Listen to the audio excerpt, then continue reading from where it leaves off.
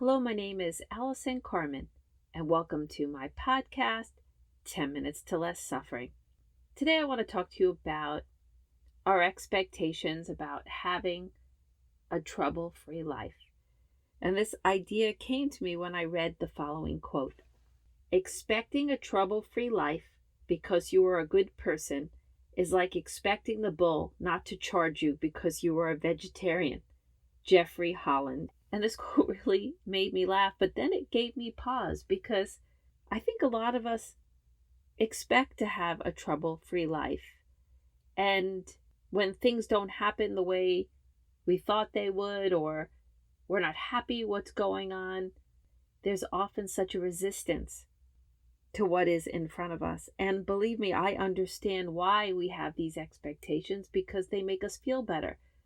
They make us feel better to think that the things we love in our lives will always be there. It makes us feel better to hope for good things. But there's a difference, though, between dreams and hopes and expectations. When we dream and hope for something, it's something we work towards. It's a possibility that we want so badly to happen. But when we expect it to happen, that's when we get ourselves in trouble, because that's when we start to resist the life in front of us, because we know things are uncertain and things always change. And if they don't work out the way we expected, we feel so hurt and disappointed that sometimes we stop trying, sometimes we give up, and sometimes we let our troubles drown us and we don't show up for the life that we're supposed to be living in the moment. And I think where I got caught recently in expectations is that I expected the pandemic to end. I knew there would be bumps and things would keep changing, but I didn't expect this third wave of cases. And I had to catch myself, because I started to realize that I was very disappointed. I was very upset because I expected things to be different. And I'm sure many of you listening to this podcast feel the exact same way. And we all wanted to get back to our lives. We wanted to be able to see the people we love. We wanted to be able to go to the office if we chose. We wanted our children to be able to be at school and to be free and do whatever they want. But that's this tricky moment that, okay, maybe we all expected that or we wanted that.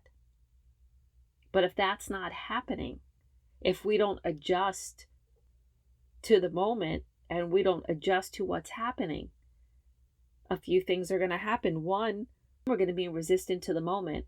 And so we're not going to do what we need to do to stay safe and stay well and to protect the people in our community.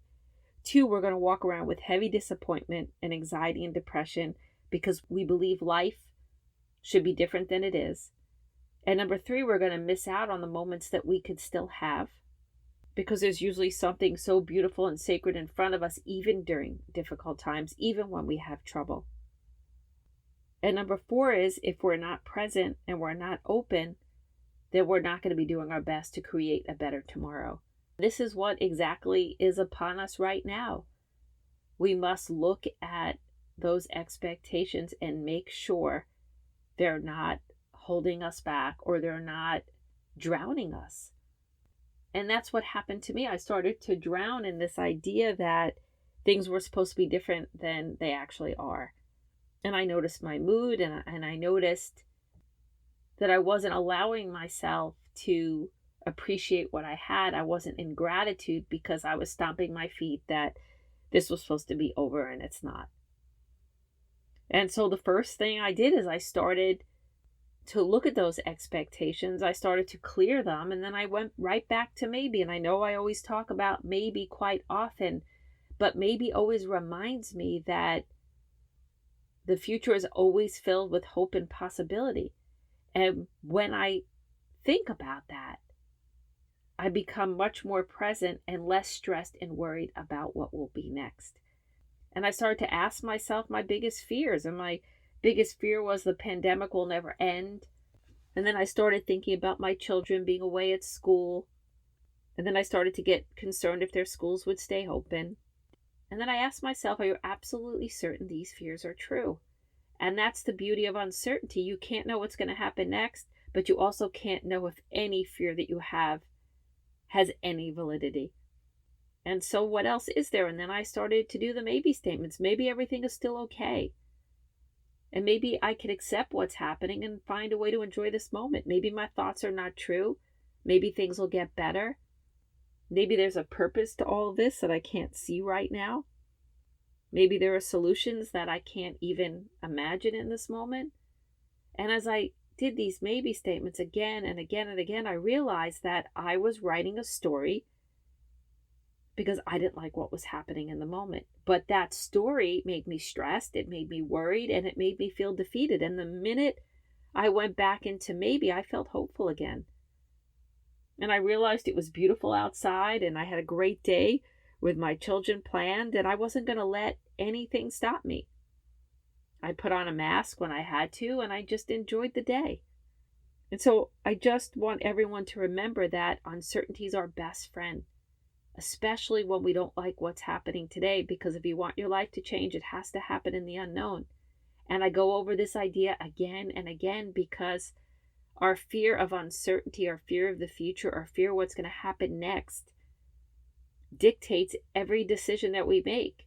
It dictates the relationships that we choose, the jobs that we decide to take, the investments that we make, but also how we show up in this moment, how we create in this moment, how we live in this moment, how we enjoy in this moment, how we collaborate with others in this moment. It's all about uncertainty. And I find that gratitude helps a lot because it grounds us in the moment. But it's this idea of maybe that helps me stop the projections of what will be. Because if we think about it, if our life is always about certainty, then it's not going to be about our dreams and living our best lives and doing what's best in the moment, because we're always going to be looking for something to make us feel safe. And if this pandemic has taught us anything, is that life will always be uncertain, but we can create a base within ourselves, a certainty within ourselves of how to live and to choose a perspective. So whether you're sitting home and feeling really down about the surge of COVID cases or what's going to happen when school starts for children in a couple of weeks, it's okay to feel what you're feeling, but really look at how much of that is about an expectation of how you thought life would be and how much of it is you projecting into the future. Because we could let go of our expectations and we could let go of our projections, and then here we are in this moment. And you get to look around and you get to see, what do I still have in this moment that's beautiful, that's wonderful? What do I need to do in this moment to keep myself and my family safe? And how do I still live my best life under any circumstance? Live courageously bold. Live in such a manner that at the end of this day, at the end of this year, at the end of this precious life, you could hold your head up high, smile, and be proud of a life well lived. Steve Maraboli. And that's what I want when I put my head on the pillow each night. I don't want to be thinking about COVID-19 and what's going to happen next. I want to be thinking about how present I was during the day and how courageous and resilient I was, and how I enjoyed the moments that I could, that I was kind, that I was compassionate, that I was present for the people that I love. I don't want to let my fear suffocate me, especially in my fear of what will be next. And I know you probably feel the same way, so I hope you think about these ideas about expectations and the illusion of a trouble-free life and uncertainty. And I hope you think about this idea of maybe. It really is liberating. I know it's just one little word, but it takes you from this place where you're so sure that life can't get better, and it brings you to this open place where, yes, your fear might still exist, but you see there are so many possibilities for your life. Some you can imagine in this moment, and some beautiful surprises as well. And in the weeks to come, I pray you and your family are safe, that you have moments to hug your loved ones, and you always remember, maybe the best is yet to come.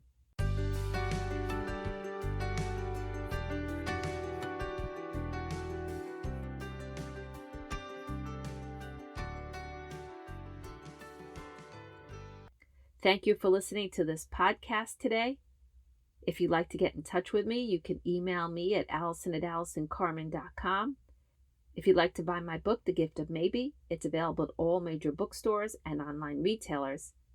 And my new book, A Year Without Men, is also available at all major bookstores and online retailers. And if you like this podcast, you can subscribe and leave a comment.